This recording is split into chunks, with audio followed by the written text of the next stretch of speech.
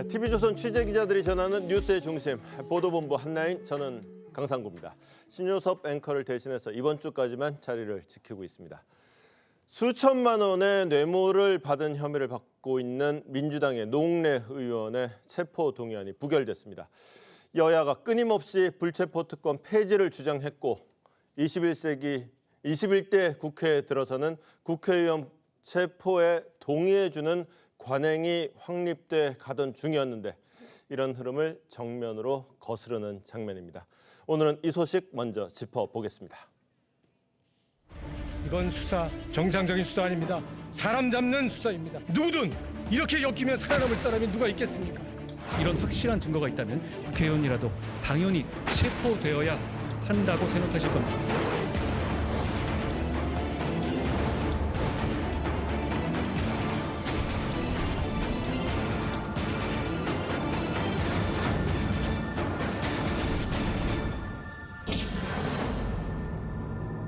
국회의원 노웅래 체포동의안은 부결되었음을 선포합니다.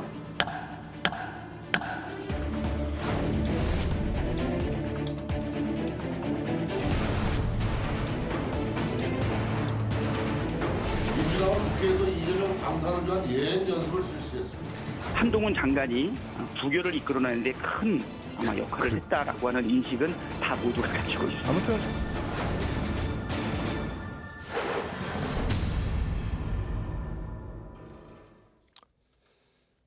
자, 우리 체포동의안 부결이 21대 국회에 들어서는 처음이죠?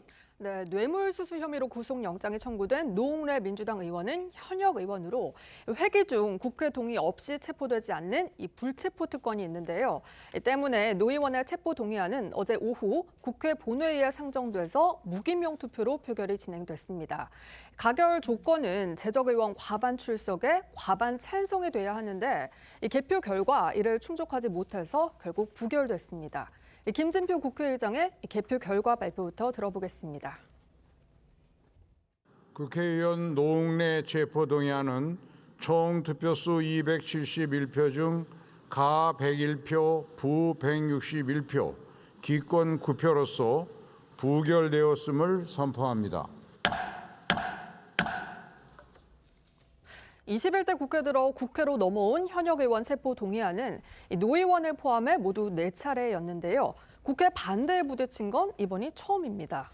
무기명 전자투표로 진행된 만큼 누가 어떤 표를 던졌는지 확인할 수는 없습니다. 하지만 찬반 표수로만 보면 여야 의석수와 비슷하고 또 정의당이 노 의원의 체포에 동의하기로 당론을 좀 정했던 만큼 169석을 가진 민주당이 의원들이 또 사실상 대거 반대표를 던진 것이다. 이런 분석들이 나오고요. 앞서 민주당 내에서는 노 의원에 대한 표결을 각자 의원들의 자율에 맡긴다고 밝히면서도 주요 당직을 맡은 의원들이 사전에 의원들을 상대로 좀 의견을 물어본 것으로 알려졌습니다. 이것 때문에 부결 의견이 좀 우세한 거 아니냐 이런 이야기들이 나오는 건데 민주당이 그동안 야권을 향하고 있는 검찰의 전방위적 수사를 정치 탄압으로 규정해온 만큼 노 의원의 체포동의안이 가결되면 당내 결집에 방해가 될 수 있고 이재명 대표의 사법 리스크 대응에도 좀 영향을 미칠 수 있었다는 판단이 있던 것으로 보입니다. 이번에 한동훈 장관이 체포 요청의 이유를 설명하는데 그게 너무 구체적이라서 논란이더라고요. 네, 좀 이례적인데요. 이 한동훈 장관은 이 표결에 앞서서 국회 본회의장에 직접 출석해서 노 의원의 체포 동의안이 가결되어야 하는 이유에 대해 상세하게 설명을 했습니다. 이 노 의원이 청탁을 받고 돈을 받는 현장이 고스란히 녹음된 녹음 파일도 있었고요. 또 저번에 주셨는데 뭘 또 주냐, 저번에 그거 제가 잘 쓰고 있는데 이런 말을 하는 노 의원의 목소리와 돈 봉투가 부스럭거리는 소리까지 그대로 녹음이 되어 있다고도 강조를 했습니다. 이 통상 법무부 장관이 현역 의원의 체포 동의안 표결에 앞서서 그 이유를 설명하기는 하지만 한 장관처럼 구체적인 증거 내용을 공개하는 건 이례적인 상황이라서 눈길을 끌었는데요. 한 장관의 어제 목소리도 들어보겠습니다. 이 사안에서는 노웅래 의원이 청탁을 받고 돈을 받는 현장이 고스란히 녹음되어 있는 녹음 파일이 있습니다. 구체적인 청탁을 주고받은 뒤 돈을 받으면서 저번에 주셨는데 뭘 또 주냐, 저번에 그거 제가 잘 쓰고 있는데 라고 말하는 노웅래 의원의 목소리, 돈 봉투 부스럭거리는 소리까지도 그대로 녹음되어 있습니다. 아시다시피 저는 지난 20여 년간 중요한 부정부패 수사 다수를 직접 담당해 왔습니다만 부정한 돈을 주고받는 현장이 이렇게까지 생생하게 녹음되어 있는 사건은 저도 본 적이 없습니다. 국회의원은 국민을 대표하는 것이고 여러분이 대표하시는 상식적인 국민들 모두 이런 중대 범죄 혐의에 이런 확실한 증거가 있다면 국회의원이라도 당연히 체포되어야 한다고 생각하실 겁니다. 대한민국 국민들께서 오늘의 이 결정을 지켜보시고 기억하실 거라고 생각합니다. 이 한 장관에 이어 체포 동의안 당사자인 노웅래 의원도요. 연단에 올라 신상 발언을 했는데요. 노 의원은 한 장관이 증거가 차고 넘친다고 얘기했는데 이 조사 과정에서는 해당 증거를 제시하거나 묻지 않았다면서 갑자기 녹취 파일이 있다고 하는 건 방어권을 무시한 거라고 반박하고 나섰습니다. 또 검찰의 일방적인 주장만 가지고 체포 동의안을 가결시켜서는 안 된다면서 동료 의원들에게 부결 투표를 호소하기도 했는데요. 이 노 의원의 목소리도 들어보겠습니다. 한동훈 장관, 증거가 차고도 넘친다고 얘기했는데 그렇게 차고 넘치면 왜 조사 과정에서 묻지도 제시하지도 확인하지도 않았습니까? 아무것도 물어보지 않고 갑자기 녹취가 있다. 뭐가 있다. 이거는 방어권을 완전히 무시하는 거 아닙니까? 이런 걸 어떻게 이 검찰 수사를 믿을 수가 있습니까? 의례적인 인사로 고맙다고 한 게 그게 돈을 받은 겁니까? 제 말을 고의적으로 악질적으로 왜곡시켰습니다. 몰래 두고 간 돈 행정비서가 킥서비스로 보냈습니다. 돌려보냈습니다. 징역까지 있고 돌려받았다는 사람도 있는데 이게 제가 돈을 받은 것처럼 지금 언론 플레이하고 있습니다. 정상적인 수사 아닙니다. 사람 잡는 수사입니다. 혐의 소명도 안 된 검찰 조항만 가지고 체포동의안 통과시켜서는 안 될 것입니다. 누구든 이렇게 엮이면 살아남을 사람이 누가 있겠습니까? 제가 살아온 삶 자체가 부정되지 않도록 지켜주십시오. 간절히 부탁드립니다. 네, 노 의원은 개표 결과 부결 결론이 좀 나온 뒤에 입장문을 통해서 헌법 정신에 따라 불구속 수사 원칙을 지켜줬다며 동료 의원들에게 감사를 표했습니다. 반면에 한동훈 장관은 표결이 끝난 뒤에 기자들과 만난 자리에서 부결은 잘못된 결정이라고 강하게 비판을 했습니다. 한 장관의 목소리 들어보시죠. 이게 잘못된 결정이라는 건 국민들도 그렇고 여러분 동의하실 거라고 생각합니다. 국민들께서 오늘의 이 결정을 오래도록 기억하실 거라고 생각합니다. 네, 검찰 역시 구속 사유가 명백한데도 체포 동의안이 부결됐다면서 유감을 표명했는데요. 네, 저희 TV조선 취재 결과에 좀 따르면 한 검찰 고위 관계자는 국회의원은 법 앞에 평등을 무시해도 문제없는 특권 계층이냐고 말을 했다고 합니다. 예, 국민의힘은 이재명 방탄 예행 연습이냐 이렇게 했더구만요. 네, 국민의힘에서는 국회를 이 방탄처로 전락시켰다 이런 비판이 쏟아지고 있는데요. 이 민주당이 지난 대선과 지방, 국회의원 보궐선거에서 이 국회의원 불체포 특권 폐지를 공약하고 나섰던 것도 꼬집었습니다. 이재명 대표의 사법 리스크가 본격화하자 이 노웅래 의원 체포 동의안을 부결시키면서 이재명 방탄을 위한 예행 연습을 실시했다 이렇게 목소리를 높였고요. 국민의힘 목소리부터 들어보겠습니다. 민주당은 국회에서 이재명 방탄을 위한 예행 연습을 실시했습니다. 노웅래 의원 체포동의안을 군사작전하듯 부결시켰습니다. 민주당이 일치 단결해서 160표 넘게 표결한 것은 곧 있을지 모르는 자당 대표에 대한 체포동의안을 미리 막아내기 위한 예행 연습이라는 것이 다수의 관측입니다. 앞서 노 의원 체포를 찬성하는 것으로 당론을 정했던 정의당 역시 이 부결 결론이 난 것에 대해 민주당이 방탄정당의 오명을 피할 수 없게 됐다면서 국민께 사과해야 한다고 비판했습니다. 진중권 광운대 교수도 어제 자신의 SNS에 이재명 예행 연습, 실전은 걱정 안 해도 될 듯 이렇게 글을 올리고요. 이른바 명방위 훈련이 국회에서 성공적으로 수행됐다고 꼬집었습니다. 진 교수는 한 라디오 인터뷰에서도요. 민주당의 결정이 한심하다면서 강한 어조로 비판했는데요. 들어보겠습니다. 한심하죠. 이게 뭐 하는 짓입니까? 민주당 사람들 말이죠. 의원들. 그 전원이 다 반대했다는 얘기거든요. 부결시켰다는 얘기거든요. 정신 나간 거죠. 공당으로서요. 아니 딴 건 몰라도 이분이 무슨 민주투사입니까? 장롱에서 3억 현찰 나왔지 않습니까? 그리고 여러 가지 뭐 녹취도 있고 여러 가지 청탁도 있고 청탁을 이행한 흔적도 있고 문자도 오고 갔고 아주 잡스러운 짓을 하다 걸린 거거든요. 이런 분을 왜 보호해 줍니까? 난 이해가 안 가요. 네, 반면 민주당에서는 한동훈 장관을 겨냥한 비판의 목소리가 나왔습니다. 박홍근 원내대표는 노 의원의 체포동의안이 부결된 배경에 대해서 한 장관의 제안 설명이 오히려 좀 더 부결해야 한다는 흐름을 만든 것 같다, 이런 주장을 했는데요. 또 김성환 정책위원장은 한 장관이 이 수사 과정에서 확보된 증거들을 국회 본회의장에서 구체적으로 나열했다며 이는 피의사실 공표에 해당하는 중죄라고 비판했습니다. 민주당에서 나온 목소리도 들어보시죠. 한동훈 장관의 오늘 제안 설명에서 진영 논리라든가 이익 계산이라든가 이런 표현 있잖아요.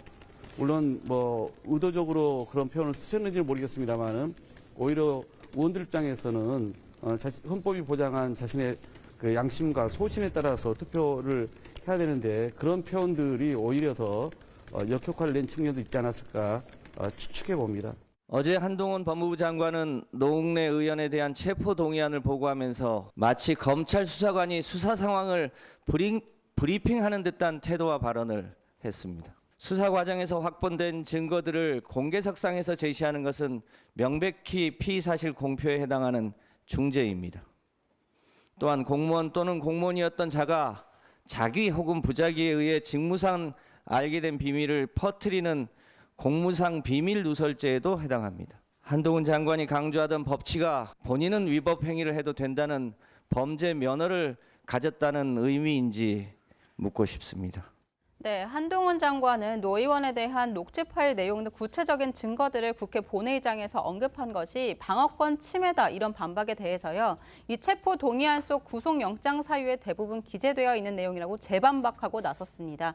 법무부 역시 따로 입장문을 내고요. 이 국회 체포 동의안 표결 전에 표결의 근거 자료로서 이 범죄 혐의와 증거 관계를 설명하는 것은 이 국회법 제93조에 따른 법무부 장관의 당연한 임무라고 밝혔습니다. 이 법무부 장관은 개별 사건에 대해 구체적인 보고를 듣지 못하도록 되어 있지 않냐는 이 민주당 일각의 주장에 대해서도요. 이 현행법 체계와 거리가 먼 사실과 다른 거짓 주장이라고 일축했습니다. 법무부 장관으로서 구체적 사건을 지휘하지 않고 있지만 이 검찰 보고 사무 규칙상 사건 보고는 당연히 받아야 한다는 겁니다. 관련해 한 장관의 목소리도 들어보겠습니다. 법무부 장관이 국회에서 책임을 가지고 제가 한 말씀 있지 않습니까? 증거관계라든가 범죄의 경중에 대해서 말씀드린 것인데 그거 제가 말씀드린 그 발언대로 이해해 주시면 될 것 같습니다. 노웅래 의원님이 방어권이 보장되지 못하고 있다, 이렇게 말하셨거든요. 의원님들께서 그 체포동의안 내용을 못 보셔서 그런 것 같은데요. 체포동의안 내용에 들어있는 구속영장의 사유에 그 내용들이 다 대부분 기재되어 있습니다.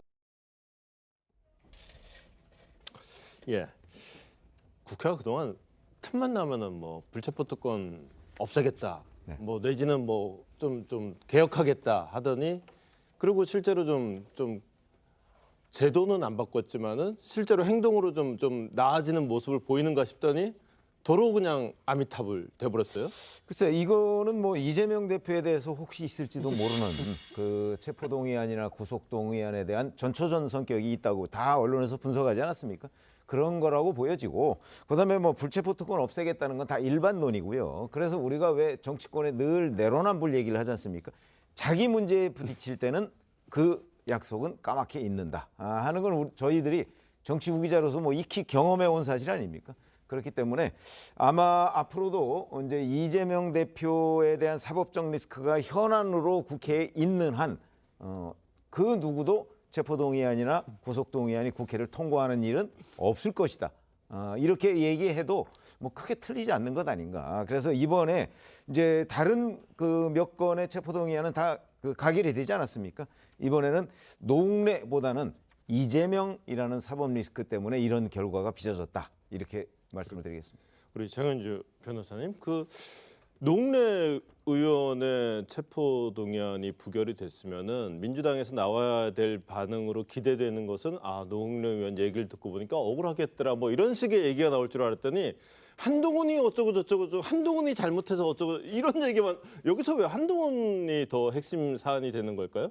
이제 뭐 언론에서는 일각에서는 뭐 한동훈 장관이 괘씸해서 부결이 된 것이 아니냐라는 얘기가 지금 나오곤 있는데요. 네네. 사실 한동훈 장관만의 어떤 사유로 인해서 부결이 됐다라고 보기는 어려울 겁니다. 네. 그렇지만 한동훈 장관이 어제 이제 국회에서 보여줬던 모습들이 그동안 법무부 장관들이 보여줬던 모습들과는 조금 다른 너무 좀 차별된 모습들이 있었기 때문에 주목을 받는다라고 봐야 될 것 같습니다. 네. 특히 당연히 이제 법무부 장관으로서 이 체포 동의안을 제안했기 때문에 국회에서 취지를 설명할 수 있지만 네. 말 그대로 국회법상 간단하게 취지만 설명할 수 있음에도 불구하고 너무나 혐의 사실에 대해서 그리고 증거 관계에 대해서 구체적인 얘기들을 말씀을 하셨습니다.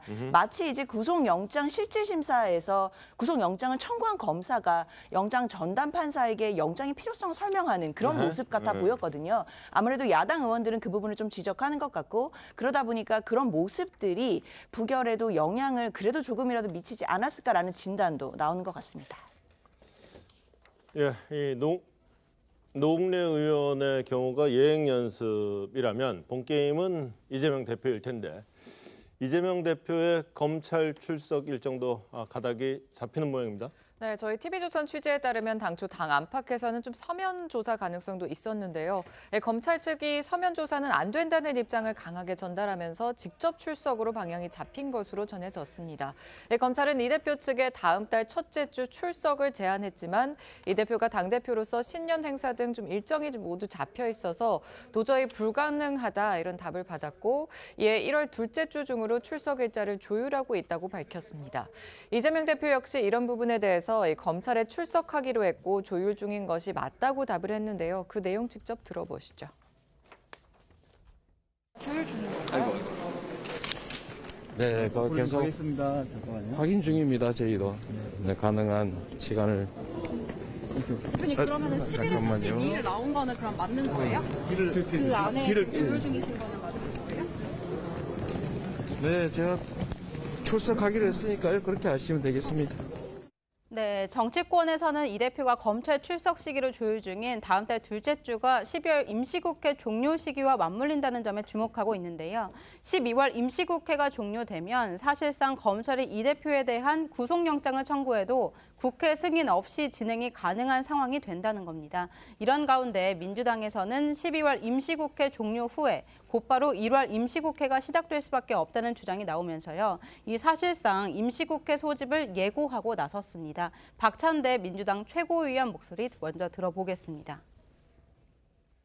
12월 임시국회 회기 마지막 날이 1월 9일이잖아요. 이 회기하고 그러니까 연관해서 지금 혹시 그러니까 출석 날짜를 조율하고 있는 겁니까? 아니요, 그거는 아니고요. 이번에는 굉장히 좀 일방적으로 소환 통보가 왔어요. 네. 예, 그냥 팩스로 띡 이렇게 보낸 게 다거든요. 그렇기 때문에 뭐 조율을 하는 거고요. 지금 진행되는 12월 임시국회 회기가 끝나면 바로 이어서 임시국회 또 소집하는 얘기를 혹시 그 민주당 내부에서 최고위원단이나 이런 데 혹시 지금 논의한 바가 있습니까? 뭐 지금 논의된 바는 별도로 없는데요. 예. 뭐 지금 뭐 일몰법 관련된 부분도 그렇고, 그다음에 우리 국정조사도 지금 진행되고 있지 않습니까? 예. 국정조사도 지금 7일자로 끝나게 되는데 뭐 사실 추가적인 연장은 불가피하다 보니까 그 1월달 임시국회가 다시 소집돼야 되지 않겠냐. 불가피한 부분은 좀 있는 것 같고요. 아마 쉬지 못하는 국회가 계속 이루어지지 않을까 이렇게 생각이 듭니다. 국민의힘에서는요, 이 민주당에서 나오고 있는 1월 임시국회 소집 예고는 사실상 이 대표의 구속영장에 대비하는 성격의 임시국회라고 의심하고 있습니다. 노 의원의 체포동의안을 부결시켰듯 이 대표에 대한 체포동의안도 부결시키면서 이재명 대표를 위한 방탄국회를 열겠다는 의도라는 건데요. 국민의힘 목소리도 들어보겠습니다. 민주당은 1년 내내 국회를 열어두고 이재명 체포동의안이 국회로 넘어올 때마다 부결시키겠다는 계산입니다. 아마 1월 8일 날 임시국회가 끝나면 또 방탄국회 소집하기 위해서 임시국회 또 요구할지도 모릅니다. 1월과 7월은 국회가 열리지 않는 것이 국회법의 취지입니다. 민주당이 어떻게 하는지 두고 보겠습니다.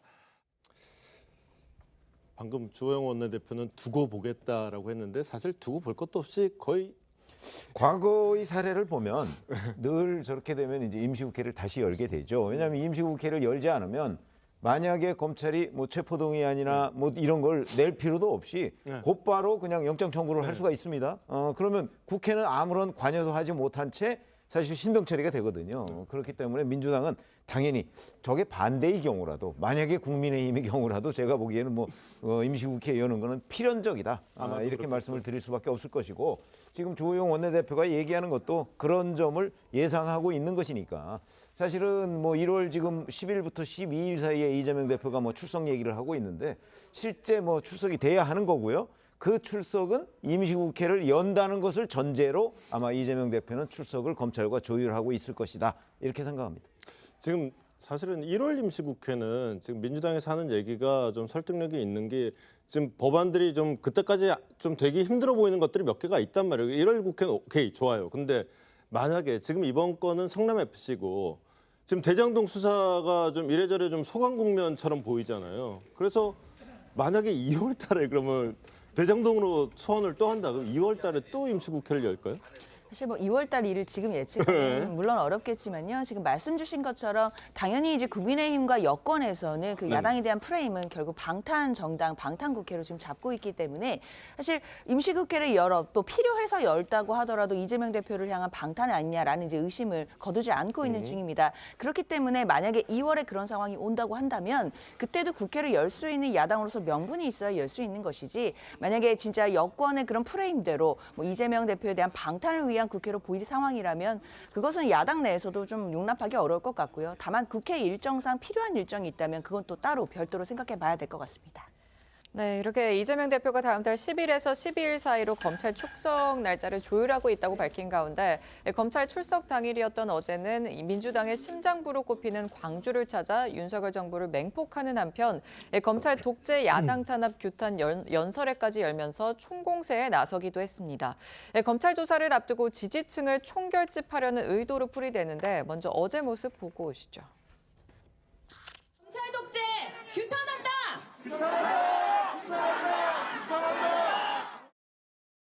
내 편은 있는 죄도 덮고 미운 놈은 없는 죄도 만들어서 탈탈 털어보다가 없으면은 뭔지를 만들어서라도 반드시 제거하겠다. 이게 국민이 맡긴 권력을 행사하는 공직자의 합당한 태도입니까, 여러분? 10수년 동안 탈탈 털렸습니다. 안 털린 날이 없습니다. 그러나 지금까지 살아남아 있지 않습니까? 이재명을 죽인다고 그들의 무능과 무책임함이 가려지겠습니까, 여러분? 이재명이 죽으면 끝입니까? 또 다른 이재명이 또 앞을 향해서 나아가지 않겠습니까, 여러분? 우리가 다시 싸워야 할 때입니다. 다시 지키러 나갈 때입니다. 네, 들으신 것처럼 이 대표는 민주당 핵심 기반인 광주에서 검찰 수사를 야당 탄압으로 규정하고 맞서 싸우자고 장외 여론전을 펼쳤습니다. 뿐만 아니라 검찰을 과거 신군부사 조직인 하나회에 빗대어서 함께 잘 사는 세상을 만드는 것이 아니라 벌 주고 잘못 없이 뒤지고 또 나만 살면 되니 너는 죽어라는 사고로 세상을 어떻게 이끌겠느냐 좀 강하게 얘기를 하기도 했습니다. 이 대표는 오늘도 검찰 규탄 행사가 있었죠? 네, 오늘 오전 검찰 인권침해 수사의 문제점과 제도적 대책 마련을 위한 토론회에 참석한 이재명 대표는요. 이 윤석열 정부의 검찰은 공익 대변자로서의 책무를 망각한 채 민주주의를 파괴하는 도구로 전락했다고 강하게 비판을 했습니다. 앞서도 설명드렸듯이요. 이 성남FC 의혹과 관련해서 검찰 조사에 응하기로 하고 일정을 조율 중인 가운데 이 검찰에 대한 비판 메시지를 강화하면서 이 힘겨루기에 들어간 것으로 해석이 됩니다. 이 대표 목소리 듣고 오겠습니다. 그런데 안타깝게도 윤석열 정권의 검찰이 공익의 대변자라는 책무를 망각하고 민주주의를 파괴하는 도구로 전락했습니다. 야당과 전 정부를 향해서는 없는 사실도 조작해 가면서 보복 칼날을 고추 세웁니다. 바뀐 건 정권과 검사뿐인데 진술이 180도 바뀌거나 또 언론을 통해서 수시로 수사 정보가 마구잡이로 유출되는 여론 선동전까지 벌어지고 있습니다. 이런 거 하나하나가 전부 다 국민의 심판을 받아야 되는 민주주의의 적이고 형사처벌을 받아야 할 그야말로 하나하나 범죄 행위다라고 볼 수밖에 없습니다.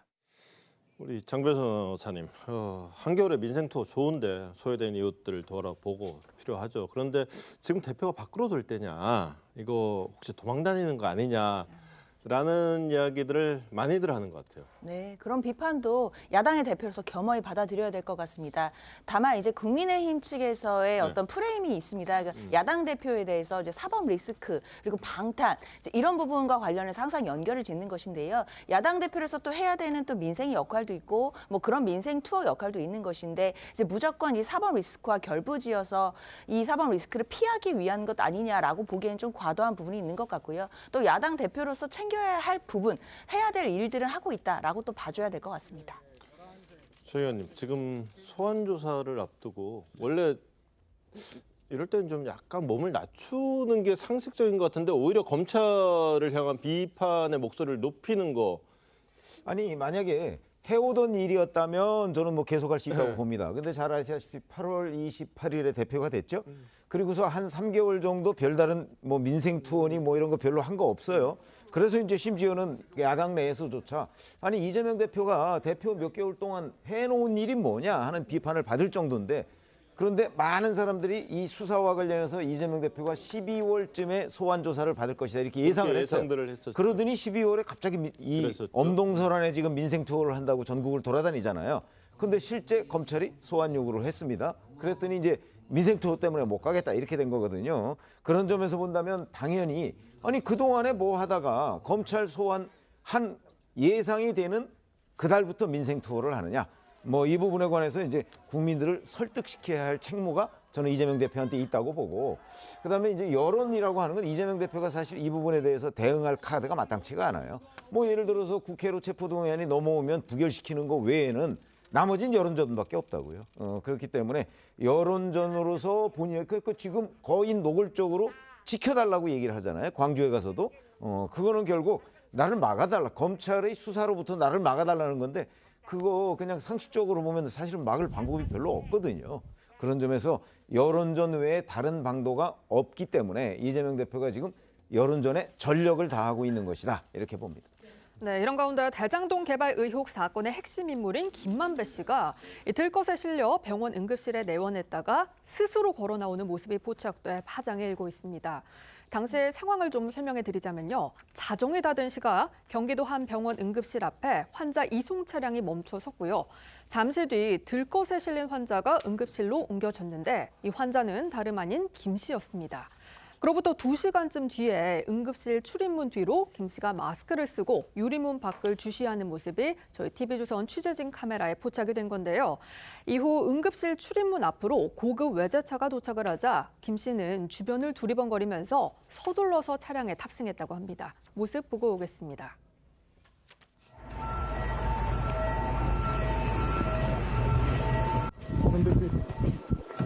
혹시 건강 괜찮으십니까? 건강 괜찮으십니까? 몸 상태 지금 어떠십니까? 네, 다들 아시다시피 김만배 씨는 지난 14일 자해를 한 뒤 아주대병원에서 치료를 받고 있던 상황이었죠. 이후 김 씨는 앞서 보신 경기도 소재의 한 병원으로 옮겨서 입원 치료를 받을 예정이었다고 합니다. 하지만 연합뉴스에 따르면 김 씨가 아주대병원 외상센터에서 27일 퇴원했고 경기도 수원시 자택에 머무르면서 치료 중이라고 전했는데요. 퇴원 절차를 밟는 동안 이 경기도 병원으로 기자들이 몰렸고 이에 이 병원은 또 김 씨를 받지 않기로 입장을 바꾼 것으로 알려졌다고 합니다. 결국 새로 입원할 다른 병원을 찾지 못한 김 씨는 자택으로 돌아간 건데요. 김 씨 측은 폐 기능이 회복되지 않아 2주 이상 입원하면서 치료를 받아야 하는데 병원에 못 가게 된 상황이라면서 치료에 협조가 필요하다고 말을 했다고 합니다. 예, 재판은 일단 한 달 이상 연기된 상태죠. 네, 그러나 일각에서는 이 김 씨에 대한 검찰 수사와 재판도 재개될 가능성이 높아졌다는 분석이 나오고 있습니다. 앞서 김 씨 측이 제출한 사주 진단서를 법원이 받아들이면서 지난 14일 자해소동 이후에 재판을 줄줄이 취소를 했고 이 재개 시점을 잡지 못하고 있었습니다. 검찰 역시 이 범죄 수익으로 간주한 이 천화동인 1호 자금 80억 원 용처 등 김 씨를 상대로 한 추가 진술 조사도 미뤄왔었는데요. 이와 관련해서 김 씨 측은요, 당분간 병원 치료가 불가피하다는 입장이지만 법원과 검찰 모두 호전 여부를 확인하는 대로 수사와 재판을 재개할 것으로 보입니다. 이런 상황 속에서 김만배 씨의 지난 2월 검찰 조사 진술 내용이 밝혀지면서 새로운 파장이 예상되고 있습니다. 대선을 앞둔 지난 1월 유튜브 채널 열린공감TV가 공개했던 정영학 녹취록, 기억하시는 분들 있으실 텐데요. 이 조선일보에 따르면 정영학 녹취록에는 이 김만배 씨가 윤 대통령을 언급하는 대목이 3차례 정도 등장을 하는데 이 부분을 대장동 사건 초기 수사팀이 지난 2월 10일 김 씨를 상대로 조사를 진행했다고 합니다. 먼저 2019년 12월 23일자 정영학 녹취록에는 정영학 씨가 당시 유재수 전 부산시 경제부시장 감찰 무마 의혹으로 수사를 받던 조 전 장관, 조국 전 법무장관에 대한 구속영장 발부 가능성을 묻자 김 씨가 윤석열이가 막 가는 거야, 세상이 시끄러워질 거야 라고 답하는 대화가 나오는데요. 이에 대해서 김 씨는 검찰에서 별 의미는 없고 윤석열 검찰총장이 신임 장관에 대해서 수사를 하니까 시끄러워지지 않겠냐 정도로 얘기를 한 거라고 진술했다고 합니다. 또 2020년 3월 31일자 녹취록은요. 김 씨가 정 씨에게 나는 윤석열이 하고도 싸우는 사람이야. 그 서슬퍼런이라고 말을 하는 부분이 있었는데 이에 대해서 김 씨는 특별히 다투거나 그런 것은 없다면서 별다른 의미 없이 이야기한 것이라고 진술을 했다고 합니다. 여기서 주목할 부분은 2020년 10월 26일자 녹취록인데요. 김 씨가 정 씨에게 윤석열이는 형이 가지고 있는 카드면 죽어라고 한 발언이 담겨 있었는데 김 씨는 그냥 제가 좀 센 사람인 것을 좀 드러내고 싶어서 속칭 뻥카를 친 것이다 이렇게 진술을 했다고 합니다. 앞서 지난 1월 말에 열린공감TV가 이 녹취록을 공개해서 당시 민주당에서 김만배 소나귀에 든 윤석열이라며 비판을 했었죠. 맞습니다. 당시 민주당과 국민의힘 목소리도 각각 듣고 오시죠. 김만배, 정영학의 녹취입니다. 여기서 김만배는 윤석열에게 영장이 들어오면 윤석열은 죽어라고 말합니다. 윤석열 후보를 두고 죄가 많은 사람이라고도 말합니다. 윤석열 후보가 김만배에게 치명적인 약점을 노출시키고 있다는 것을 다시 한번 확인시켜주는 것입니다. 독일 나치의 괴벨스식의 선동에 나선 겁니다. 국민들 앞에 부끄러움을 전혀 알지 못하고 도대체 어디까지 취해질 것입니까? 네, 당시 민주당 대선 후보였던 이재명 대표 역시 지난 2월 말 TV토론에서 녹취록 내용이 적힌 팻말을 들고 이 윤석열 당시 국민의힘 대선 후보를 상대로 누구를 의심해야 하냐면서 공격을 하기도 했었는데요. 이때는 이 김 씨의 뻥카였다는 진술이 나온 뒤였다고 합니다. 이에 조선일보에 따르면요, 한 법조인은 대선 직전에 윤석열이 김만배에게 약점 잡혔다는 주장을 이 친민주당 성향 유튜브 채널과 이 대표가 확산시켰고 이 문재인 정부 검찰은 이를 방조한 셈이라고 지적하기도 했는데요. 실제 당시 대장동 수사는 친문재인 정부 성향으로 평가받는 검찰 간부들이 주도하고 있었습니다. 네, 장 변호사님. 그 대선 때 이재명 당시 후보나 민주당이 참 많이 써먹은 말이었어요. 근데 뻥카다 이렇게 된 거잖아요. 좀 머쓱해진 거 아닌가요? 사실 대장동 일당들의 그 정영학 회계사 녹취록에 나오는 여러 가지 이야기들은 사실 여야가 서로 유리한 것들만 많이 써먹어 왔습니다. 대선 기간에서 여도 그렇고 야도 그렇고 서로에게 유리한 것만 계속 강조해서 얘기를 했었는데요. 네. 결국에는 그 녹취록에 나오는 이야기들 그리고 대장동 일당이 했던 이야기들 중에는 뭐 천화동인의 1호의 지분이 그분 것이었다. 그분이 혹시 이재명 대표를 뜻하는 것이 아니냐라 가지고도 굉장히 많은 논란이 있었거든요.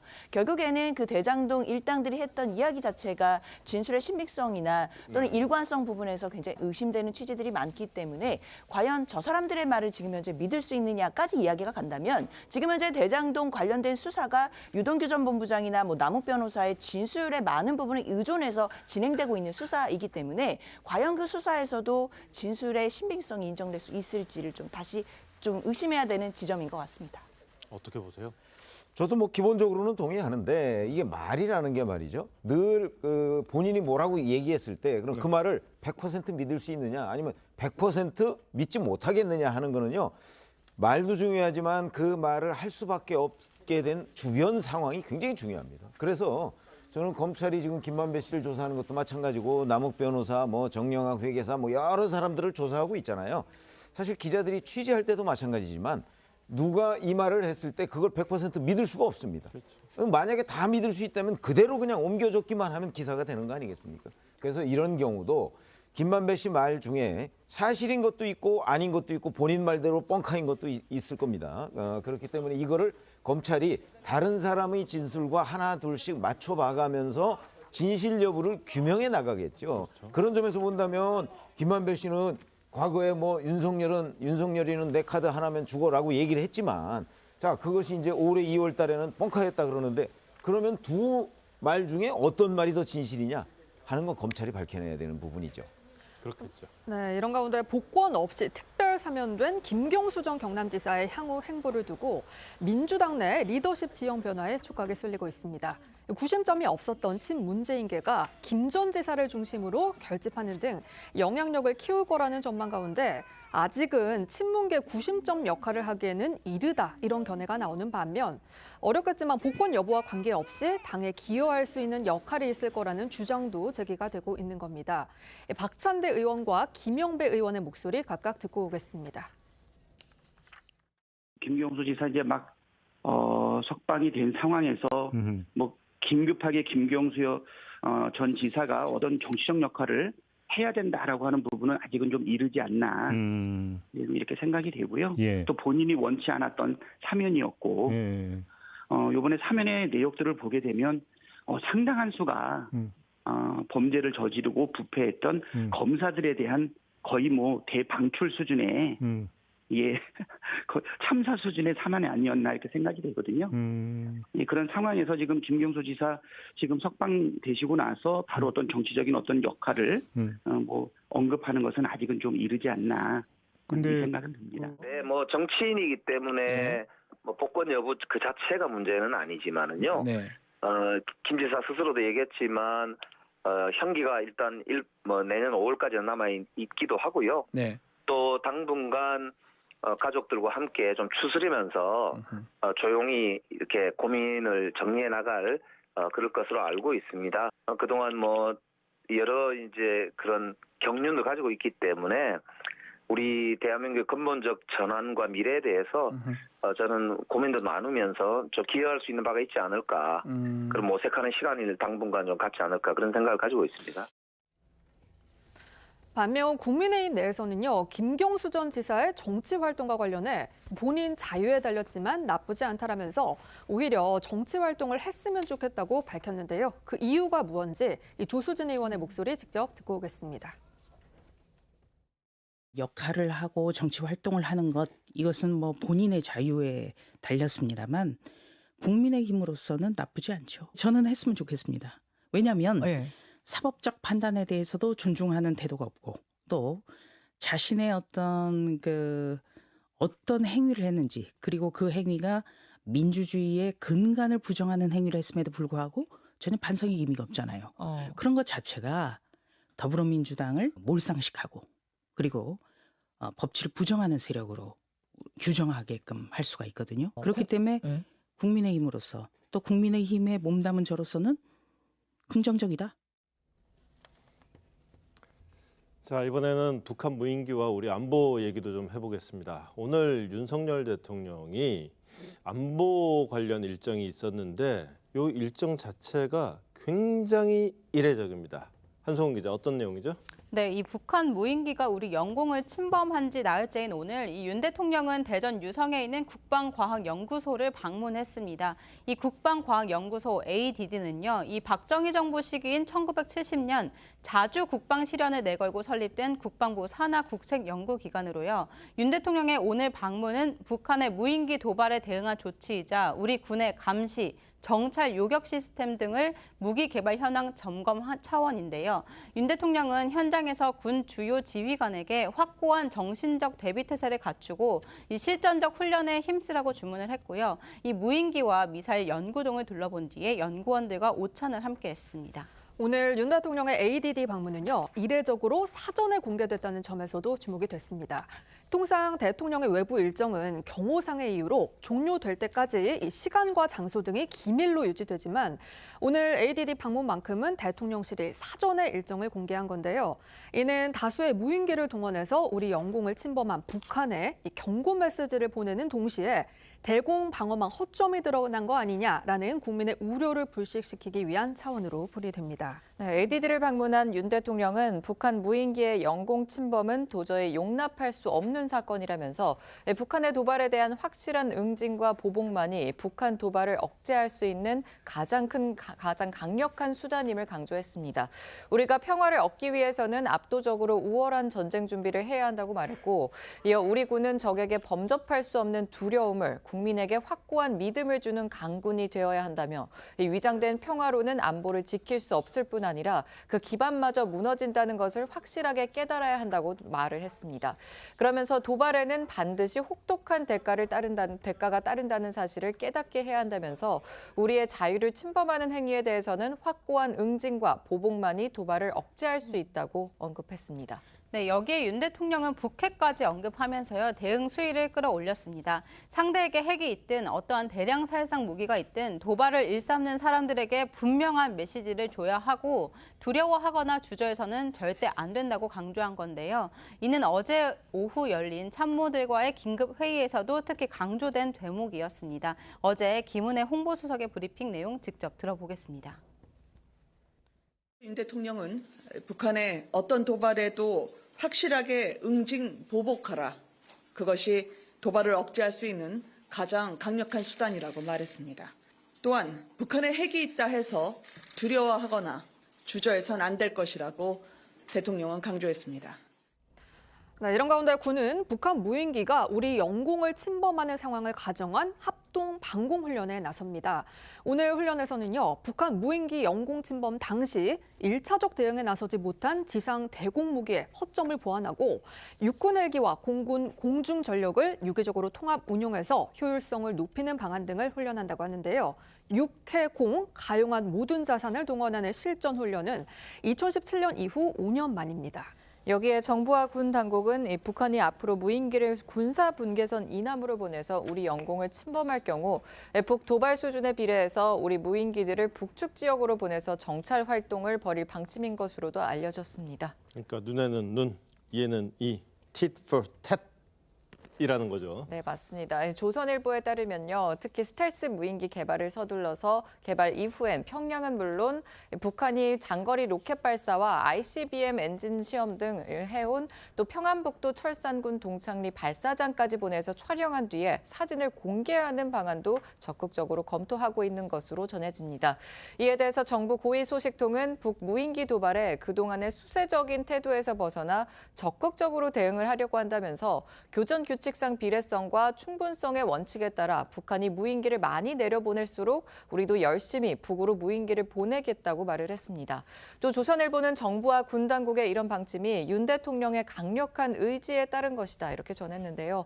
그간 북한의 도발에 강력 대응을 예고했던 윤 대통령의 지난 발언들 다시 한번 들어보겠습니다.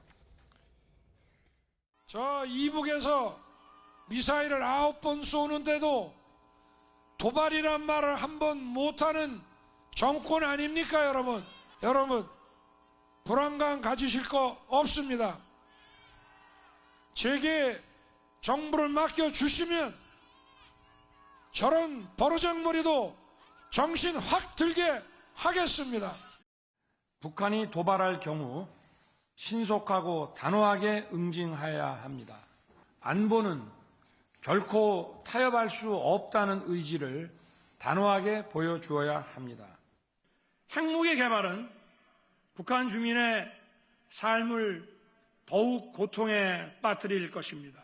북한이 핵무기 사용을 기도한다면 한미 동맹과 우리 군의 결연하고 압도적인 대응에 직면하게 될 것입니다. 윤 대통령의 어제 언급 중에서 그 북한이 한 대 보내면은 우리는 2대 보낸다. 이거는 쉬워요. 근데 핵을 갖고 있다고 해서 북한을 두려워 말라. 이 말은 듣기에 따라서는 좀 무서운 말일 수도 있겠다 싶던데. 그렇습니다. 국민들의 입장에서 생각했을 때는 핵을 두려워하지 말고 주저하지 않고 대응을 해라. 이제 이런 취지이기 때문에 그 이제 발언의 수위가 굉장히 높아졌다라고 볼 수밖에 없을 것 같습니다. 북한의 잇따른 도발 때문에 대통령이 그동안 계속 강조해왔던 강력한 대응이라든지 북한에 대한 응징 보복 이런 부분들을 좀 더 강조하는 걸로 이제 말의 수위가 올라가는 것으로 봐야 될 것 같은데요. 특히나 안보 문제 같은 경우에는 또 보수 세력들에게 굉장히 예민한 부분이고 물론 안보에 대해서는 여야가 있을 수 없는 부분이지만 특히나 이제 보수 세력들을 결집해야 되는 윤 대통령 입장에서는 지금 이번에 있었던 그 북한 무인기 사태는 안보 공백을 또 보여줄 수 있다라는 비판을 받는 지점이기 때문에요. 더더욱이나 보수들에 대한 또 집결이 필요할 것 같습니다. 그래서 발언 수위가 좀 올라갔다라고 좀 판단을 해야 될 것 같은데 일단 발언 수위를 올리는 것도 좋지만 그럼 북한 그 핵 문제라든지 그리고 우리 안보 위협에 대해서 어떻게 대처할 것인지에 대해서 국민의 불안감을 좀 낮춰줄 수 있는 또 실제적인 방안도 같이 나와야 될 것 같습니다. 내친 김에 그 얼마 전에 이제 그 확전 각오하고 군사분계선 너머로 무인기를 보냈다는 거 아니에요. 근데 얼마 갔나 봤더니 다음 날 보도가 나오고 5km 올라갔다 그러더만요. 아니 갈 거면은 아예 제대로 서울 상공 찍고 갔으니까 우리도 평양 상공 찍고 오자. 내지는 아예 평안북도까지 쭉 가서 동창리 찍고 오자. 어떠세요? 현실화 가능성이 있을까요? 잘 아시다시피 사실은 우리 같은 경우는 뭐 글로벌 호크 등 뭐 여러 가지 감시 정찰 장비가 있습니다. 굳이 무인기 안 보내도 굳이 무인기 안 보내도 되는 나라예요. 우리나라는 그렇기 때문에 사실 단순히 북한이 무인기를 보내는 데 대한 응징 보복 차원에서 양적인 비례에 의해서 북한에 보내는 건 전 무의미하다고 생각을 하고요. 질적으로 지금 말씀하시는 대로 자 그 이른바 휴전선에서 서울은 가깝고요. 평양은 좀 멉니다. 그거보다는. 그렇기 때문에 서울 상공에 나타나면 우리도 띄워서 평양 상공에는 적어도 나타나야 그게 질적인 균질성이 되겠죠. 아마 그런 거로는 저는 의미가 있다고 보고요. 왜냐하면 드론이라는 게 무인기라는 게 사실은 거기에 폭탄 같은 걸 장착할 수도 있는 거거든요. 그렇기 때문에 북한이 실질적으로 겁을 내야 효과가 있는 겁니다.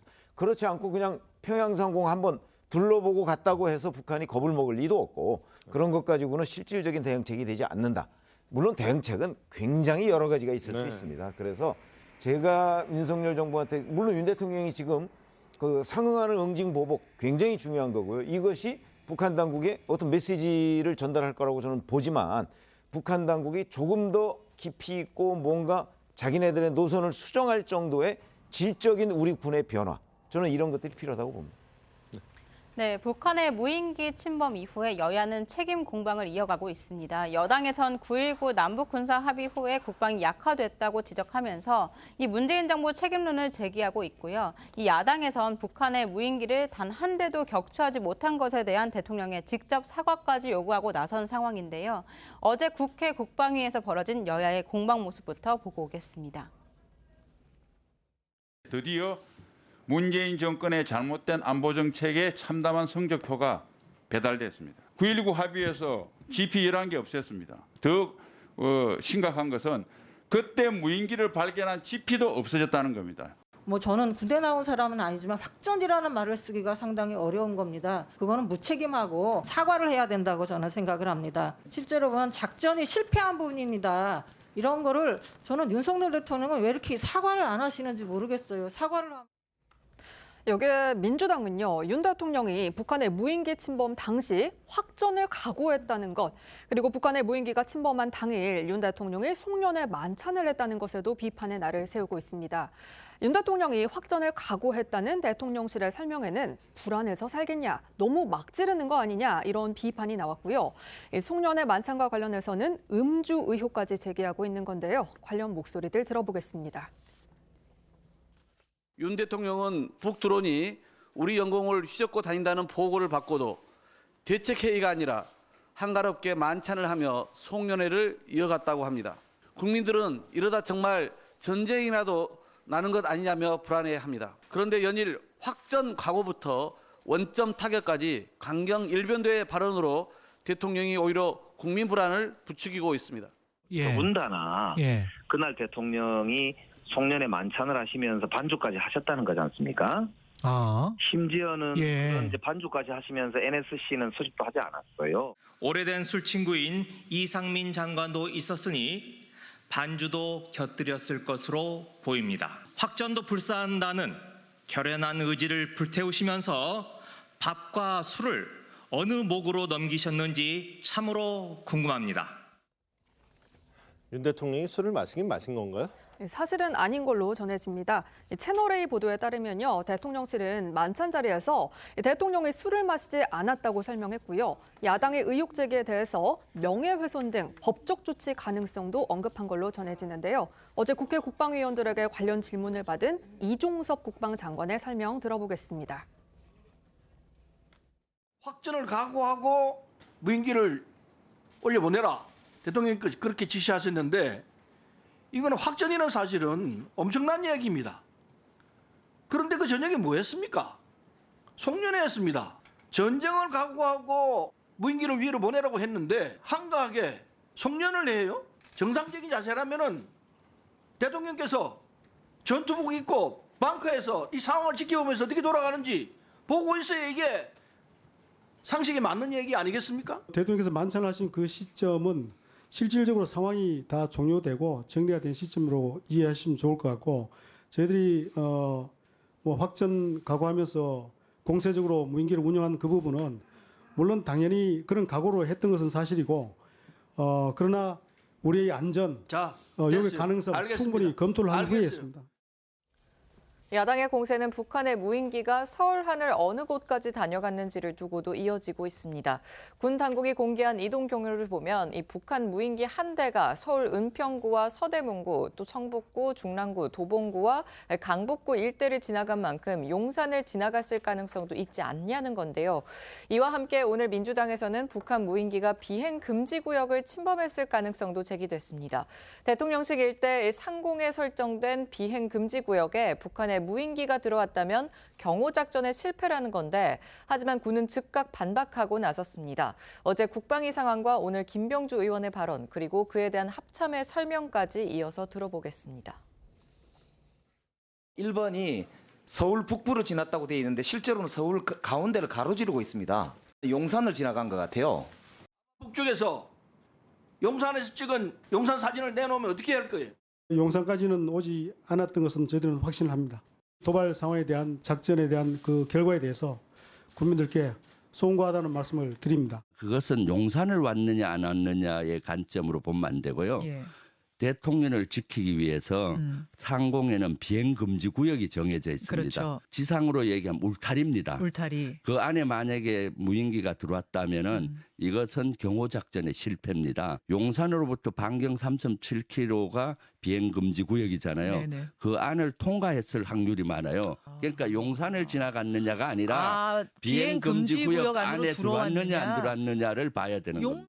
북한 무인기가 비행금지 구역을 침범했다는 이야기는 전혀 사실이 아닙니다. 사실이 아닌 근거 없는 이야기에 대해서 강한 유감을 표명합니다.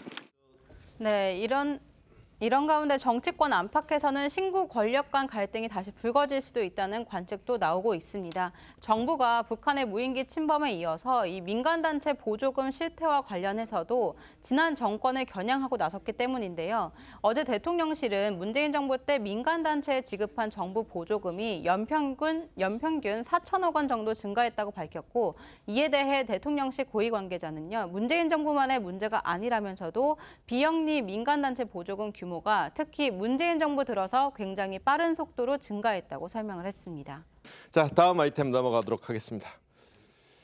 지금부터는 오늘 하루 놓치면 안 되는 핫한 뉴스를 모아서 전해드리는 어쩌다 이런 일이로 이어가겠습니다.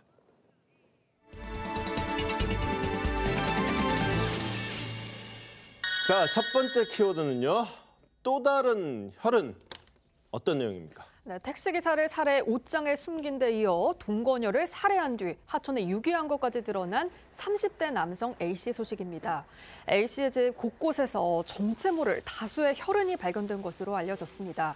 소파부터 시작해서 벽과 천장, 신발, 캠핑용 손수레까지 정말 장소도 다양했는데요. 경찰은 숨겨진 다른 피해자가 있을 가능성에 주목하고 또 혈흔이 묻은 물품들을 국과수에 보내서 감정을 의뢰했고요. A씨의 과거 행적과 통화 기록을 분석 중인 것으로 알려졌습니다.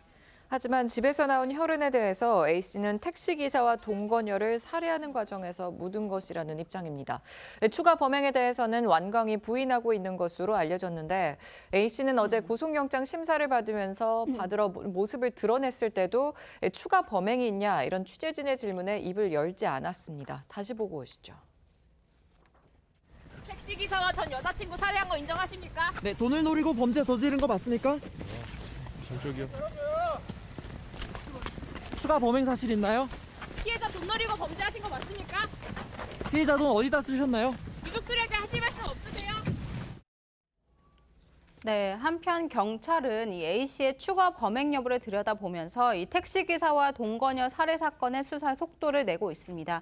경찰에 따르면 A씨가 피해자들을 살해할 당시에 구체적인 살해 도구까지 진술한 것으로 전해졌습니다. 이 A씨는 택시기사와 동거녀를 각각 다른 도구로 살해했다고 진술했다고 하고요. 이 동거녀의 경우에는 A씨가 집에서 자전거를 수리하던 중 이 생활비 문제로 다퉜고 동거녀에게 집에 있던 도구를 던졌는데 사망했다는 취지로 진술했다고 합니다. 택시기사를 살해한 도구는 이 경찰이 A씨의 집에서 발견한 것으로 알려졌는데요. 동거녀를 살해한 도구는 시신을 유기할 때 같이 버린 것으로 조사됐습니다. 네, 묻힐 뻔했던 두 건의 잔혹 범죄가 세상에 드러날 수 있었던 건 A씨의 여자친구가 옷장 속에서 우연히 시신을 발견하고 신속하게 신고를 했기 때문입니다. 당시 A씨의 집 옷장은 끈으로 묶인 상태였던 것으로 알려졌는데 보통은 이렇게 가구를 봉에 두거나 하면 버리려고 뒀다고 생각을 해서 열어보지 않을 텐데요. 마침 그날 고양이 사료가 떨어지는 바람에 A씨의 여자친구가 온 집안을 뒤지고 다녔고 또 평소라면 열지 않았을 그 옷장까지 열게 됐다는 겁니다. 앞서 택시기사의 살인 사건의 단초가 된 건 A씨의 음주 접촉 사고였습니다. 그런데 음주운전을 여자친구가 말렸다는 것도 좀 아이러니한 점입니다. 예. 그런데 정작 그 4개월 전인가요? 이미 살해했다는 동거녀의 시신 아직 못 찾았다는 거죠? 네, 아직입니다. 이 시신 수색에 난항을 겪으면서요. A씨가 자신이 동거녀를 살해했다고 털어놓긴 했지만 이 진술만으로 혐의 입증이 어려울 수 있다는 지적이 나오는데요. 이 직접 증거인 시신을 발견하기 위해서 경찰은 일단 현장 수색에 주력할 것으로 보입니다. 다만 군이 이 유실질의 가능성이 있다고 통보를 해서 위험한 지역은 이 드론 등 기계를 이용한 수색을, 안전한 지역은 직접 수색을 하고 있는 것으로 전해졌습니다. 이게 정말 처음에 시작할 때에서 사건이 진행될수록 점점 더 이상한 점이 많아지는 사건인 것 같아요. 네, A씨가 동거녀를 살해한 집에서 넉 달 넘게 태연히 거주한 건 물론이고요. 옷장에 시신을 두고 여자친구를 집으로 불러들이는 등 이해하기 어려운 행적들이 적지 않은데요. 또 A씨는 범행 이후 피해자의 택시를 다른 곳에 버리고 또 블랙박스 기록을 삭제하면서 범행을 은폐하기 위해 치밀하게 행동을 했지만 정작 살인의 가장 결정적 증거라 할 수 있는 택시기사의 시신은 집 옷장에 며칠씩 넣어두는 그런 허술한 모습을 보였습니다. 경찰은 흉악 범죄를 저지른 A씨의 행동 패턴에 특이점이 있다고 판단하고 프로파일러를 동원해서 A씨를 추궁할 계획으로 알려졌는데요. 이와 함께 사이코패스 검사도 진행할 예정입니다. 전 동거녀를 죽이고 거기다가 그 동거녀 이름으로 대출도 받고 그 동거녀 신용카드도 쓰고 그러고 그 동거녀 집에서 딴 여자랑 살고 그러고 그 집에다가 택시기사 죽여서 숨겨놓고 이게 가능한 일입니까? 사실 이게 점점 사실관계가 드러나면 드러날수록 정말 좀 섬뜩하다 이런 반응들이 많이 나오고 있습니다. 당연히 일단 지금 드러난 피해자인 그 택시 기사와 그리고 전 동거녀에 대해서는 빨리빨리 그 범죄를 입증할 증거들을 찾아야 될 텐데요. 특히나 그 살해된 동거녀의 시신을 찾는 것은 정말 중요합니다. 그 부분에 대해서 시신을 찾지 못한다고 하게 되면 지금 현재 그 범인의 자백만 있는 상태이기 때문에 이 부분은 유죄의 증거로 쓸 수가 없습니다. 그럼 마찬가지로 객관적인 물적 자료들이 있어야 되기 때문일 텐데요. 일단 시신이나 그 당시에 사용했던 그런 그 범행의 도구들을 찾아내는 게 굉장히 중요할 것 같고 그다음에 추가적으로 더 중요한 것은 여죄가 많을 가능성이 있다라는 부분입니다. 특히나 지금 계속해서 그 집에서 혈흔이 나오고 있다는 부분 물론 수사를 통해서 밝혀야겠지만 혹시 또 다른 피해자가 숨겨져 있는 것은 아닌지 또 다른 여죄가 있는 것은 아닌지 부분이 굉장히 중요하기 때문에 지금 신상공개에 관련돼서 위원회가 열린다고 합니다. 물론 이 신상공개는 범죄가 얼마나 뭐 강력하냐 뭐 이런 부분도 보지만 특히 이 경우 경우에는 여죄 여부 때문이라도 신상을 공개해서 혹시 숨겨져 있을 수 있는 그 피해자들을 파악해내는 것, 이런 것도 굉장히 중요하겠습니다. 한성원 기자, 네. 지금 오늘 결정된다죠? 네, 한편 조금 전 1시부터 경찰이 이 신상공개위원회를 열고 A씨의 이름과 얼굴, 나이 등 신상 정보를 공개할지 여부를 논의 중입니다. 법행 수법의 잔혹성과 공공의 이익 등 여러 측면을 고려해 공개 여부가 결정이 될 텐데요. A씨의 집 곳곳에서 혈흔이 발견되면서 일각에서는 여죄를 밝히기 위해서라도 신상을 공개해 제보가 원활히 이루어질 수 있게 해야 한다는 의견도 있습니다. 자, 두 번째 키워드는요. 뭡니까? 300원 오른다. 뭐가 300원 오릅니까? 네, 이르면 내년 4월부터 서울 지하철과 버스 등 대중교통 요금이 300원씩 인상이 될 것으로 보입니다. 이렇게 되면 지하철 요금은 현재 1,250원에서 1,550원으로 시내버스 요금은 1,200원에서 1,500원이 되고요. 마을버스 요금도 900원에서 1,200원으로 300원 오르게 됩니다. 대중교통 요금 인상은 지난 2015년 지하철과 버스 요금이 각각 200원과 150원씩 오른 이후 8년 만입니다. 네, 시민의 발인 이 대중교통 요금이 한 번에 300원씩 인상이 되면 그만큼 시민 부담은 커질 것으로 보이는데요. 서울시는 지하철과 버스의 누적 적자가 심하고 정부가 내년에도 노약자 무임수송 손실 예산을 지원하지 않기로 하면서 더는 버틸 수 없어 요금을 인상하기로 했다고 설명했습니다. 서울시에 따르면 최근 5년간 지하철은 연평균 약 9,200억 원, 버스는 평균 5,400억 원의 적자를 발생하고 있고요. 해가 갈수록 적자 폭이 커지는 것으로 나타났습니다. 서울시와 서울교통공사는 그간 공사체 발행과 재정 지원을 통해서 지하철 적자를 일부 메워왔습니다. 요금 인상 소식이 전해지면서 이번 기회에 무임승차 기준을 재검토해야 한다는 목소리도 나오고 있습니다. 현재 지하철의 경우에는요, 만 65세 이상 노인과 장애인, 국가유공자, 보호자 동반 만 6세 미만의 영유아는 무료로 이용할 수 있는데요. 프랑스의 경우 월소득 약 300만 원 이하인 퇴직 고령층에 한해서만 무료 승차를 지원한다고 합니다. 이에 도시철도가 만성 적자에 시달리는 가장 큰 이유가 무임승차 때문이라면 이 대상자를 축소하거나 일정 부분 비용을 부담하게 하는 식으로 문제를 해결하자 무임승차 대상 연령 기준을 높이고 정말 필요한 사람에게 혜택이 돌아갈 수 있도록 제도를 손봐야 한다. 이런 의견도 나오고 있는데요. 고령화 사회에서 무상 대중교통을 유지하기 위해선 이 재정 문제를 줄이기 위한 중장기 대책이 필요해 보입니다. 자, 세 번째 키워드입니다. 아는 얼굴인데요. 경솔했다. 뭡니까? 네, 요즘 가장 핫한 스포츠 스타죠. 카타르 월드컵의 영웅 축구 선수 조규성 선수 소식입니다. 조규성 선수가 한 방송에 출연해서 내가 경솔했다 이렇게 말을 해서 눈길을 끄는데요. 조규성 선수를 반성하게 만들 말, 바로 호날두는 그냥 날강두라고 했던 발언이었습니다. 이 발언이 왜 나오게 됐는지 배경을 살펴보면요. 지난 카타르 월드컵 포르투갈전에서 이 호날두가 후반 21분경 교체가 됐었는데요. 근데 이때 호날두가 돌연 입술에 손가락을 대면서 조용히 하라는 행동에서 논란이 있었습니다. 당시 포르투갈 매체들은 호날두를 교체시킨 감독에게 불만을 표시한 것이라고 추정했지만 호날두는 언쟁을 벌인 조규성에게 한 행동이라고 해명을 했었죠. 이 조규성 선수는 당시 해프닝에 대해서 저희 TV조선에서 이렇게 설명했었습니다. 지난 발언 들어보시죠. 호날두랑 신경전을 벌였는데 이게 좀 계산된 신경전이었습니까? 사실 계산된 건 아니고요. 그냥 갑작스럽게 벌어진 상황인 것 같아요. 이제 저희가 무조건 이겨야 되는 상황에서 상대편 선수가 빨리 안 나가고 걸어서 나가길래 그냥 좀 빨리 나가달라. 좀 그런 식으로 얘기를 했는데 그게 호날두 선수가 아니어도 좀 그런 식으로 얘기를 했을 것 같아요. 그런데 경기가 끝난 이후에 조규성 선수가 인터뷰에서 호날두는 그냥 날강두 이런 발언을 하면서 갑론을박이 있었는데요.